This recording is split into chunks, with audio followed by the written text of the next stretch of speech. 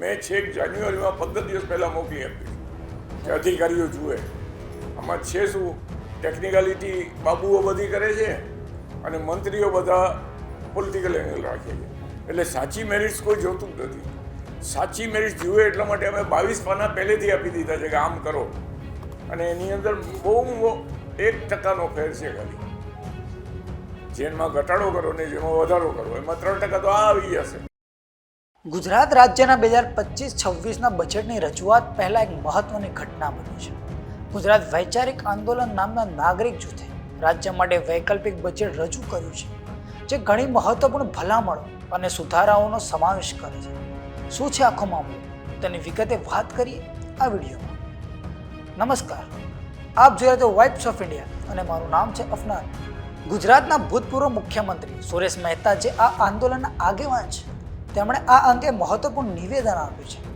એમનું કહેવું છે કે કદાચ આ પહેલી વાર છે જ્યારે નાગરિકોએ એક વૈકલ્પિક બજેટ રજૂ કર્યું છે. આંદોલન જૂથે રાજ્યની મુખ્ય સમસ્યાઓને ધ્યાનમાં રાખીને બજેટમાં 13 વિભાગોમાં ફેરફારોની ભલામણ કરી છે, જે ફક્ત 1%નો તફાવત લાવે તો પણ સમાજ માટે અસરકારક સાબિત થાય. આ બજેટમાં ખાસ કરીને મહિલા અને બાળ વિકાસ વિભાગ માટે 13,385 કરોડ રૂપિયાની ફાળવણીની ભલામણ કરવામાં આવી છે, જે રાજ્ય સરકારના આ વર્ષે સંભવિત બજેટ ફાળવણી 7,527 કરોડ રૂપિયાની ઘણું વધુ છે. આરોગ્ય અને પરિવાર કલ્યાણ વિભાગ માટે પણ 9,000 કરોડ રૂપિયાથી વધુનો વધારો સૂચવવામાં આવ્યો છે. આ વિશે ભૂતપૂર્વ મુખ્યમંત્રી સુરેશ મહેતાએ શું કહ્યું તે જોઈએ. હવે જો દ્રષ્ટિ બદલે તો છે. આમાં એવું છે, ફિસ્કલ રિસ્પોન્સિબિલિટી એક્ટમાં જે છે 6 જંગો એવું છે, એની અંદર સામાજિક ક્ષેત્રોને એમણે ઇગ્નોર કર્યા છે, એટલે અને ધનાઢ્ય ક્ષેત્રોને એમણે આગળ કર્યા છે. એમાં પૈસા બહુ વધારે પડતા અપાઈ ગયા છે. હવે એમના માટે પાછું વળવું કેટલું અઘરું હશે એના ઉપર આપણા સવાલનો જવાબ છે. એટલે અમે કહ્યું છે કે તમે સામતું ન કરો તો કંઈ નહીં, પણ થોડું થોડું તો કરો. એટલે અમે જે નજીવો ફેરફાર સૂચવ્યો છે, આ 13 વિભાગો છે, એમાં થોડોક ફેરફાર કરીને નવી બારી ખોલો, જેથી તમારું સિચ્યુએશન ડિસ્ટર્બ ન થાય એવો કન્સ્ટ્રક્ટિવ એપ્રોચ રાખીને અમે આપ્યું છે. એટલે આપ જોશો એ 6 વિભાગોની પરિસ્થિતિ તો એમાં બહુ મોટો ફેર નથી, 1%નો ફેર છે.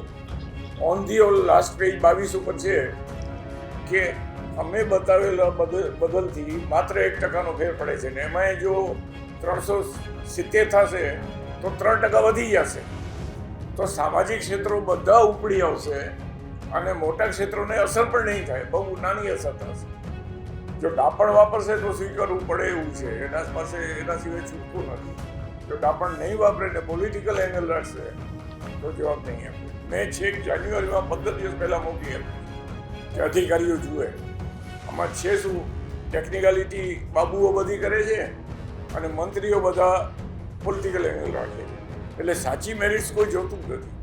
સાચી મેરિટ્સ જુએ એટલા માટે અમે 22 પાના પહેલેથી આપી દીધા છે કે આમ કરો, અને એની અંદર બહુ 1%નો ફેર છે. ખાલી જેમાં ઘટાડો કરો ને જેમાં વધારો કરો એમાં 3% તો આ આવી જશે. જો ખરેખર સાચી દ્રષ્ટિ રાખશે તો કાંઈ તકલીફ નથી.